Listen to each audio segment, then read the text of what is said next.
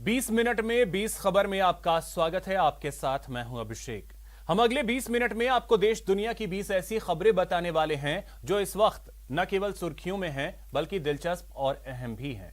तो शुरू करते हैं 20 मिनट में 20 खबरों का सिलसिला और सबसे पहले आपको दिखाते हैं राजस्थान की वो कौन कौन सी खबर है जो इस वक्त अहम है।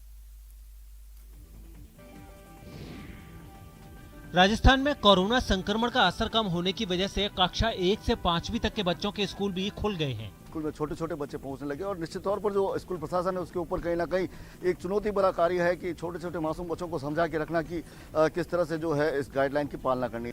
सरकार के आदेश के तहत कक्षा 1 से 5वीं तक के स्टूडेंट्स को भी ऑड इवन फॉर्मूले पर स्कूल आने दिया जा रहा है। इस दौरान स्टूडेंट्स को सोशल डिस्टेंसिंग के साथ क्लास में बैठाया जा रहा है। साथ ही स्कूल पहुंचने पर स्टूडेंट्स का टेम्परेचर भी चेक किया जा रहा है। स्कूल खुलने से यहाँ के बच्चे बेहद खुश हैं। सबसे दूर बैठना, खाना शेयर नहीं करना। बहुत दिन बाद स्कूल आए। कैसा लग रहा आज सारे बच्चों के साथ में आप वापस स्कूल में पढ़ने लगे? अच्छा लग रहा है। सबसे पहले हाथ धोना चाहिए, फिर सैनिटाइजर करना चाहिए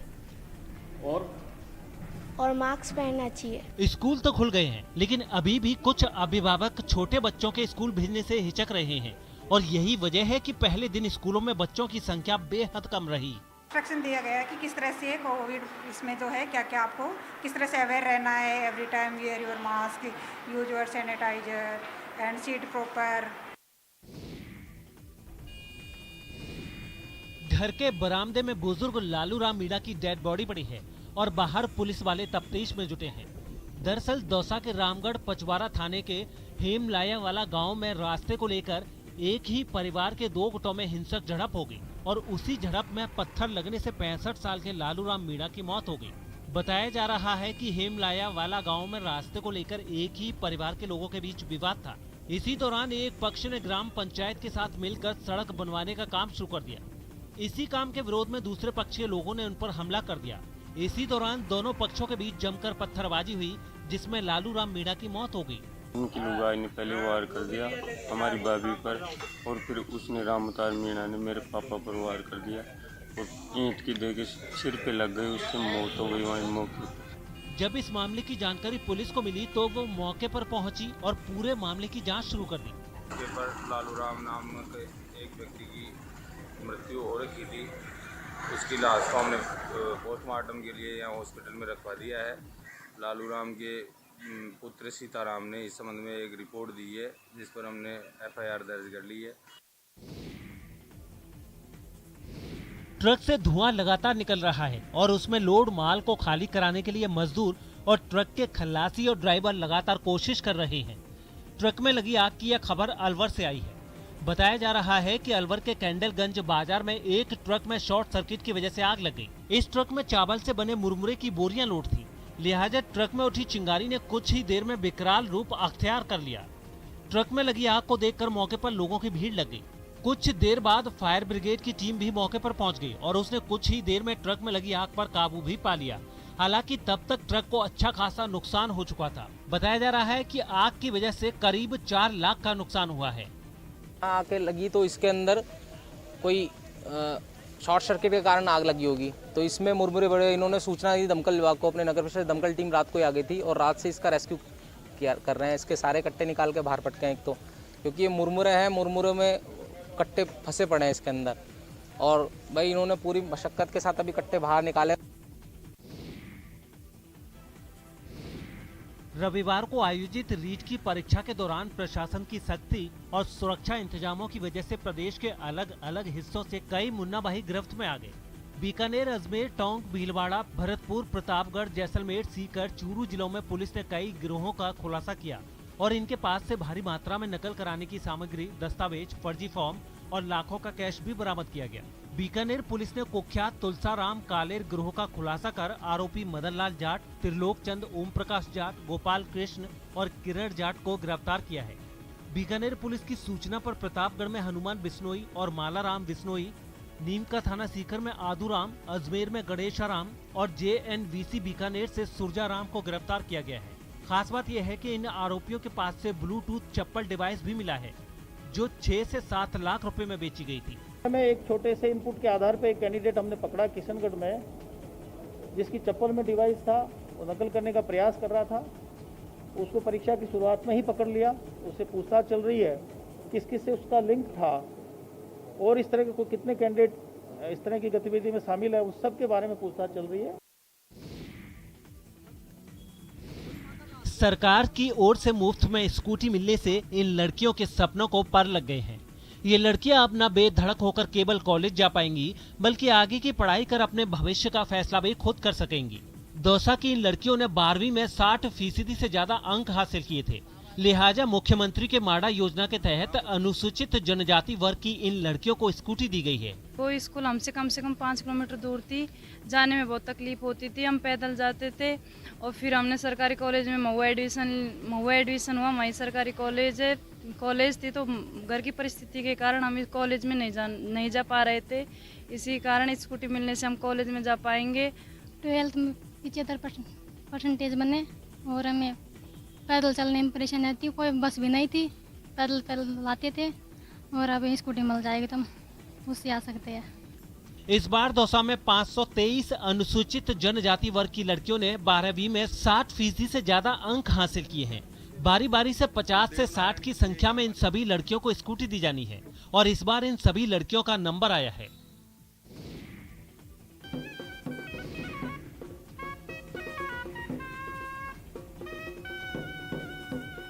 पर्यटकों ने सोचा भी नहीं था कि उनका इस अंदाज में स्वागत किया जाएगा।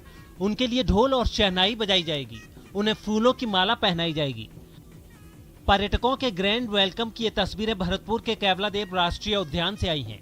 वर्ल्ड टूरिज्म डे के मौके पर जो भी सैलानी केवलादेव राष्ट्रीय उद्यान घूमने आए, उनका भव्य स्वागत किया गया। खास बात यह कि इस दौरान केवलादेव राष्ट्रीय उद्यान के बाहर राजस्थानी संगीत के साथ एक झांकी भी सजाई गई थी और यहां आने वाले सैलानियों के लिए राजस्थानी संगीत का खास इंतजाम किया गया था। वर्ल्ड टूरिज्म डे को सेलिब्रेट करने के लिए पर्यटन विभाग के डिप्टी डायरेक्टर अनिल राठौड़ भी केवलादेव राष्ट्रीय उद्यान पहुंचे थे और उन्होंने यहां घूमने आए लोगों से बात कर ये भी जानने की कोशिश की कि पर्यटकों को यहां और किन सुविधाओं की जरूरत है। दौसा में कांग्रेस विधायक मुरारीलाल मीणा के घर वन विभाग की टीम औषधीय पौधे लेकर पहुंची और उनसे औषधीय पौधे लगाने की अपील की। वन विभाग की टीम की इस अपील पर विधायक मुरारीलाल मीणा ने उप वन संरक्षक वी केतन कुमार के साथ मिलकर अपने हाथों से पौधे लगाए। हमारी सरकार ने कोरोना को देखते हुए, जो महामारी थी उसको देखते हुए घर घर औषधीय योजना लागू करी है वन विभाग के माध्यम से और बहुत बड़ी संख्या में जो औषधीय पौधे उनका वृक्षारोपण किया जा रहा है और जनता भी इसके लिए अवेयर हो चुकी है। स्वस्थ राजस्थान, हरित राजस्थान का सपना पूरा करने के लिए मुख्यमंत्री अशोक गहलोत की ओर से घर घर औषधि योजना चलाई जा रही है। इसी योजना के तहत वन विभाग की टीमें घर घर औषधीय पौधे वितरित कर रही हैं। दौसा जिले में 1,45,000 से अधिक परिवारों तक औषधीय पौधे पहुंचाने का लक्ष्य है। पहले साल में 50% परिवारों तक पौधे पहुंचाने का टारगेट रखा गया है। खास बात यह है कि पहले साल के टारगेट को यहां पूरा भी कर लिया गया है। हमारे पास टोटल डिस्ट्रिक्ट में 50% हाउस होल्ड्स का टारगेट था, 1,45,601 फैमिलीज़ का। हमारे पास फर्स्ट ईयर में 50% फैमिलीज़ को कवर करने का था, जिसमें हमने 50% अचीव कर लिया है। नेक्स्ट अक्टूबर में हम 100% अचीव कर लेंगे। चलिए अब देखते हैं कुछ अन्य राज्यों की खबरें। प्रधानमंत्री नरेंद्र मोदी ने आयुष्मान भारत डिजिटल मिशन को लॉन्च कर दिया है। वीडियो कॉन्फ्रेंसिंग के जरिए पीएम मोदी ने इसकी शुरुआत की। इस मौके पर प्रधानमंत्री नरेंद्र मोदी ने कहा कि स्वास्थ्य के क्षेत्र में ये एक क्रांतिकारी कदम है। उन्होंने ये भी कहा कि देश की गरीब और मध्यम वर्गीय लोगों के इलाज में इस योजना ने अहम भूमिका निभाई है और अब डिजिटल फॉर्म में आने से इसका विस्तार हो रहा है। इन सभी नागरिकों इस तरह की परेशानी से मुक्ति दिलाने में आयुष्मान भारत डिजिटल मिशन बड़ी भूमिका निभाई। साथियों, आयुष्मान भारत डिजिटल मिशन अब पूरे देश के अस्पतालों के डिजिटल हेल्थ सॉल्यूशंस को एक दूसरे से कनेक्ट करेगा। इस योजना के तहत देश के हर नागरिक की हेल्थ आईडी तैयार की जाएगी। आपको बता दें कि आयुष्मान भारत डिजिटल मिशन की पायलट परियोजना की घोषणा प्रधानमंत्री नरेंद्र मोदी ने पिछले साल स्वतंत्रता दिवस के मौके पर की थी। उसी घोषणा के तहत आयुष्मान भारत डिजिटल मिशन की शुरुआत की गई है।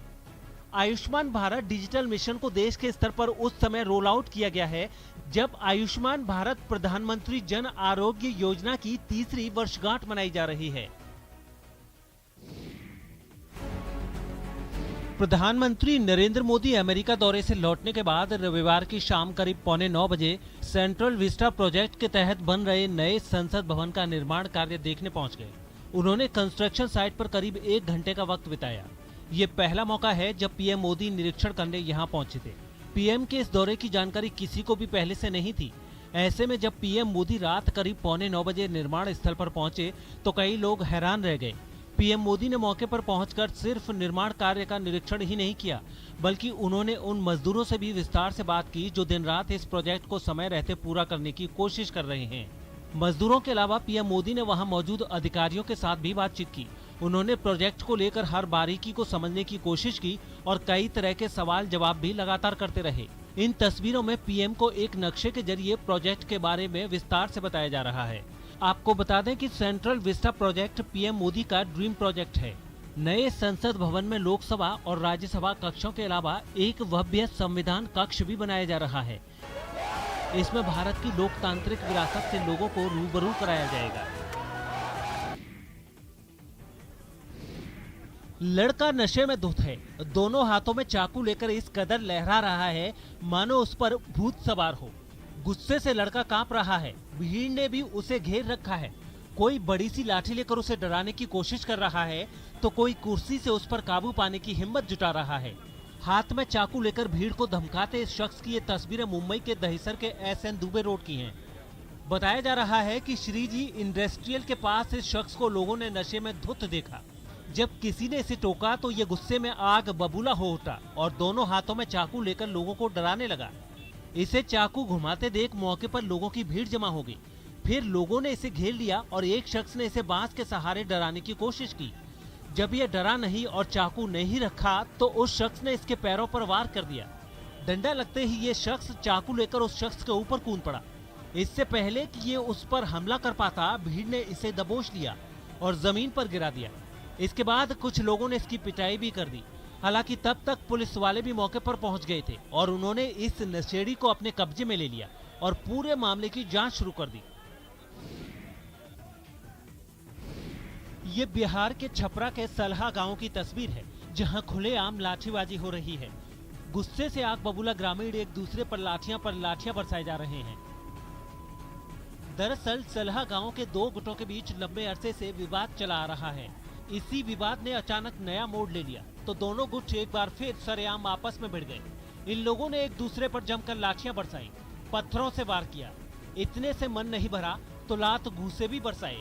तभी कुछ युवकों ने घर का दरवाजा खोलकर हमला करना चाहा तो महिलाओं ने भी मोर्चा संभाल लिया और लाठियों से उन्हें खदेड़ने लगी। सलहा गांव का ये मोहल्ला घंटों जंग का मैदान बना रहा, जहां दोनों तरफ से जमकर लाठियां बरसी तो लाठियों की चोट खाकर 3 ग्रामीण गंभीर रूप से घायल भी हो गए।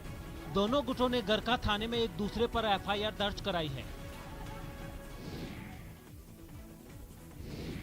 केरल के कर्नूल से हैरान करने वाली तस्वीरें सामने आई हैं। वहां फर्नीचर के एक गोदाम में अचानक आग भड़की और फिर चंद मिनटों में आग ने पूरे गोदाम का हुलिया बदल दिया। 2 मंजिला इमारत से आग की उठती लपटों ने सबको डरा दिया। ये आग इतनी भयंकर थी कि पूरी की पूरी दुकान काली पड़ गई। गोदाम में लगी आग की वजह से आसपास की दुकानों पर भी खतरा मंडराने लगा और पूरे बाजार में हाहाकार मच गया। हालांकि जानकारी मिलते ही वहां फायर ब्रिगेड की एक टीम पहुंच गई। इस टीम ने थोड़ी ही देर में मोर्चा संभाल लिया और गोदाम पर पानी की बौछार शुरू कर दी। आग की लपटों पर पानी पड़ते ही वहां से इतना धुआं उठा कि धुएं के बादल बन गए। कई दमकल कर्मियों ने आग पर काबू पाने के लिए घंटों मशक्कत की, तब कहीं जाकर उसे बुझाया जा सका। इस आग की वजह से किसी को कोई चोट तो नहीं आई, लेकिन फर्नीचर के गोदाम के मालिक को लाखों का नुकसान जरूर हो गया। बताया जा रहा है कि गोदाम में रखा सारा सामान बर्बाद हो चुका है। गुजरात के कुछ जिलों में हो रही लगातार बारिश से बाढ़ जैसे हालात बन गए हैं। राज्य के जिन जिलों में इस बारिश का सबसे ज्यादा असर देखने को मिला है, उनमें बनासकांठा भी शामिल है। बनासकांठा में कुछ ही घंटे में इतनी बारिश हुई कि नदियां और नाले उफान पर आ गए और पानी ने रिहायशी इलाकों में घुसकर उथल पुथल मचा दी। वहां से सामने आई तस्वीर में एक नाले का पानी पूरी ताकत से गलियों में बहता नजर आया। जिसे देख आसपास मौजूद लोग सहम गए। बनासकांठा के दूसरे इलाकों में भी कमोबेश कुछ ऐसे ही हालात दिखाई दिए।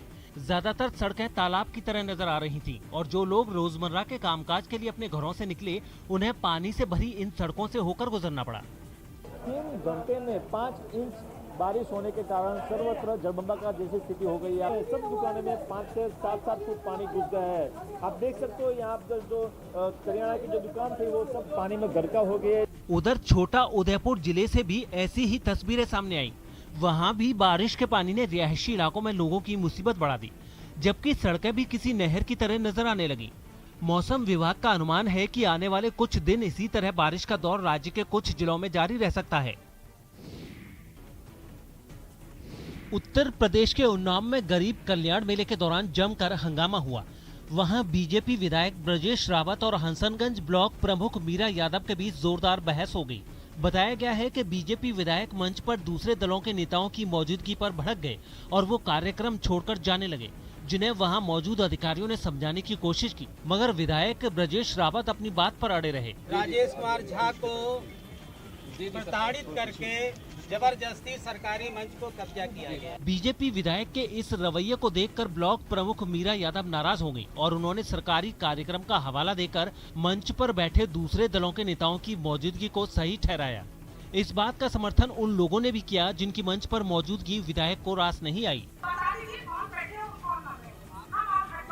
देखते ही देखते दोनों पक्षों में बहसबाजी काफी बढ़ गई और गरीब कल्याण मेले में आए लोग ये देखकर हैरान रह गए। हालांकि वहां मौजूद जिले के अधिकारियों ने मामले को शांत कराने की बहुत कोशिश की, लेकिन उनकी इस कोशिश का कोई असर होता नहीं दिखा और काफी देर तक दोनों पक्षों में इसी तरह बहस होती रही। काफी देर चले हंगामे के बाद आखिरकार विधायक ब्रजेश रावत कार्यक्रम को छोड़कर वहां से चले गए। उत्तर प्रदेश के जालौन में एक दरगाह पर कब्जा करने के लिए 2 गुटों में मारपीट हो गई। दोनों गुटों में पिछले कुछ समय से विवाद चल रहा था और जब ये विवाद बातचीत से नहीं सुलझा तो एक गुट के लोगों ने दरगाह पर धावा बोल दिया और वहां मौजूद दूसरे गुट के लोगों को खदेड़ दिया। हंगामा बढ़ा तो कई पुलिस वाले भी घटना वाली जगह पर पहुंच गए और दोनों पक्षों को शांत कराने में जुट गए। लेकिन इन लोगों को शांत कराना पुलिस वालों के लिए आसान नहीं रहा, क्योंकि दोनों तरफ के लोग भड़के हुए थे। इसलिए पुलिस वालों ने उन लोगों पर सख्ती बरती और दरगाह पर कब्जा करने के इरादे से वहां पहुंचे लोगों को हिरासत में लेना शुरू कर दिया। आपस में झगड़े की स्थिति हुई, तत्काल पुलिस पहुंच गई मौके पर और स्थिति में शांति व्यवस्था कायम। बताया गया है कि विवाद के बाद दरगाह की देख-रेख करने के लिए एक नई कमेटी बना दी गई थी, लेकिन पुरानी कमेटी के लोगों ने नई कमेटी को मानने से इनकार कर दिया और इसी बात को लेकर बवाल शुरू हो गया।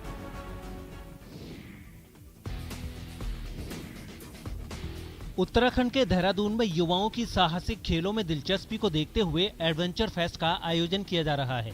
इस एडवेंचर फेस्ट में साहसिक खेलों से जुड़ने के लिए और पर्यटकों को आकर्षित करने के लिए एक मंच भी दिया गया है, जिससे साहसिक खेलों को समझने का मौका मिलेगा। इतनी संभावनाएं है कि हम लोग साहसिक खेलों में हम लोग अपार उसमें संभावनाएं तलाश कर सकते हैं, एक ऊंचाई तक हम लोग पहुंच सकते हैं। इसके लिए आवश्यक है कि हम लोग अंतर्राष्ट्रीय मानकों के अनुसार हमारे स्पोर्ट्स को हम लोग संचालित करें और यहाँ पर देश विदेश के सभी लोगों को, सभी एक्सपर्ट्स को लेके आ सके। इस एडवेंचर फेस्ट में रॉक क्लाइंबिंग से लेकर kayaking, trekking, career and adventure के साथ स्किल और पॉलिसी जैसे मुद्दों को करीब से समझने का मौका मिल रहा है।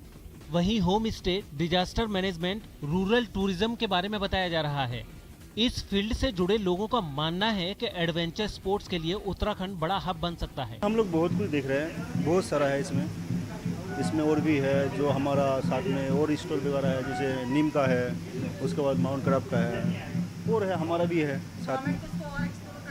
एक्सप्लोर करना चाहिए, ये जरूरी है इधर।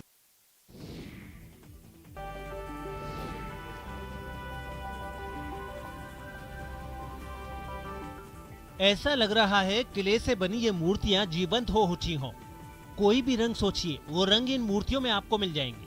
हाथों की कारीगरी ऐसी कि इन मूर्तियों को घर ले जाने को दिल मचल उठेगा।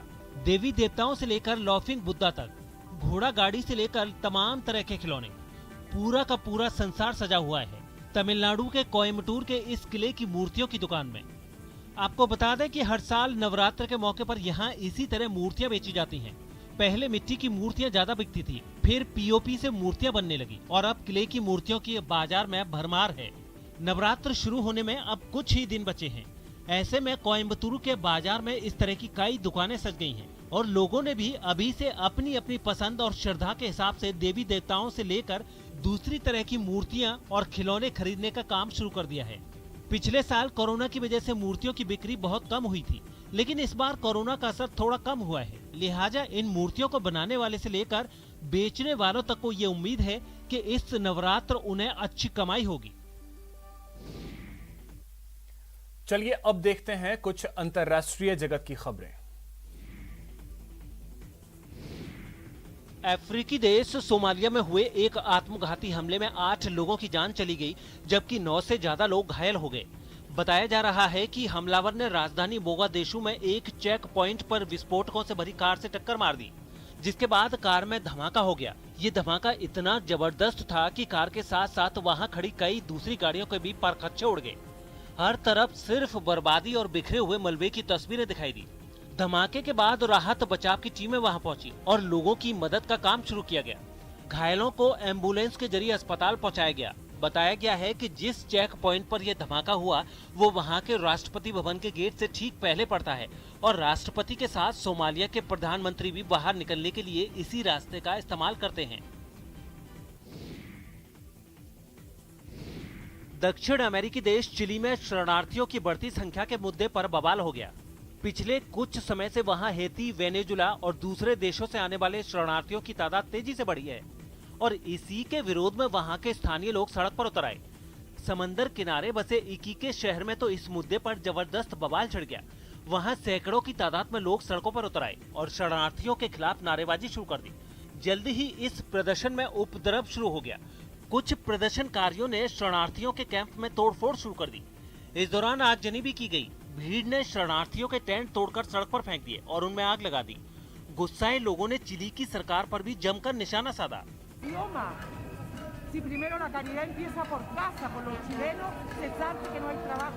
आंकड़ों के मुताबिक चिली में इस जुलाई तक ही करीब 24,000 शरणार्थी अवैध तरीके से आ चुके हैं, जबकि पिछले साल ये आंकड़ा करीब 16,000 ही था। यमन में पहली बार कुछ खोजकर्ताओं ने नर्क के कुएं के अंदर जाकर ये देखने और समझने की कोशिश की है कि इस कुएं के अंदर क्या है। शोधकर्ताओं के इस नर्क के कुएं के अंदर ढेर सारे सांपों का झुंड और झरने मिले हैं। आपको बता दें कि इस सिंक होल यानी जमीन के गड्ढे को जिन्नों का जेल और पाताल का रास्ता भी कहा जाता है, लेकिन इसका आधिकारिक नाम बारहोत का कुआं है। ये कुआं 367 फीट गहरा है। पिछले कई दशकों तक स्थानीय लोग इस जगह के आसपास भी जाने से डरते रहे हैं, क्योंकि लोग इसे जिन्नों की जेल और पाताल का रास्ता मानते थे। बारहोत का कुआं के गड्ढे का मुंह का व्यास 98 फीट का है। ये पूर्वी यमन के अल महारा प्रांत के रेगिस्तान में ओमान की सीमा के पास स्थित है। ओमान के इन खोजकर्ताओं से पहले कभी कोई इस गड्ढे के अंदर नहीं गया। ओमानी कैप्स एक्सप्लोरेशन टीम के 10 खोजकर्ताओं में से 8 बारहोत के कुएं में जब अंदर गए तो उन्होंने देखा कि अंदर कई झरने हैं। इसके अलावा वहां पर सांपों के कई झुंड रहते हैं। खोजकर्ताओं को इस गड्ढे में झरने और सांप के अलावा मृत जानवर, स्टेलेग्माइट्स और मोती मिले, लेकिन गड्ढे के अंदर एक भी जिन या पाताल का रास्ता नहीं मिला। कोविड के पिछले 2 साल में पर्यटन को सबसे ज्यादा नुकसान पहुंचा है।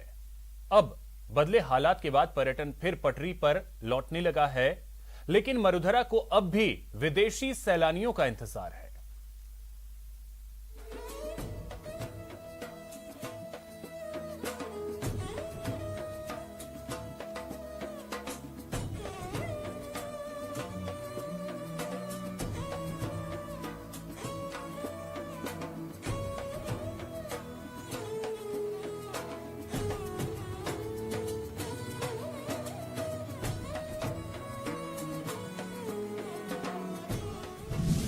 पर्यटन उद्योग में आई बहार।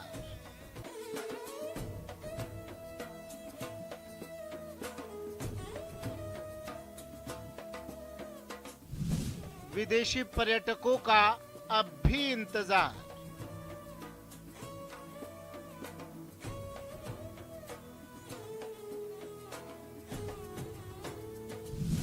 अब तो पधारो हमारे देश।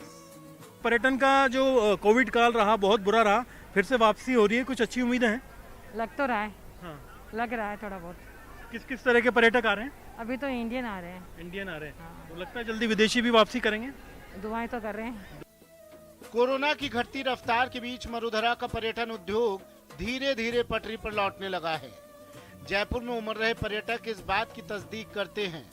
वैसे पिंक सिटी हमेशा से सैलानियों का पसंदीदा शहर रहा है।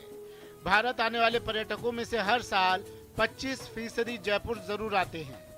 पिंक सिटी को पसंद किए जाने के कई कारण भी हैं। जी हाँ, प्रदेश की राजधानी जयपुर देश के गोल्डन ट्रायंगल का हिस्सा है।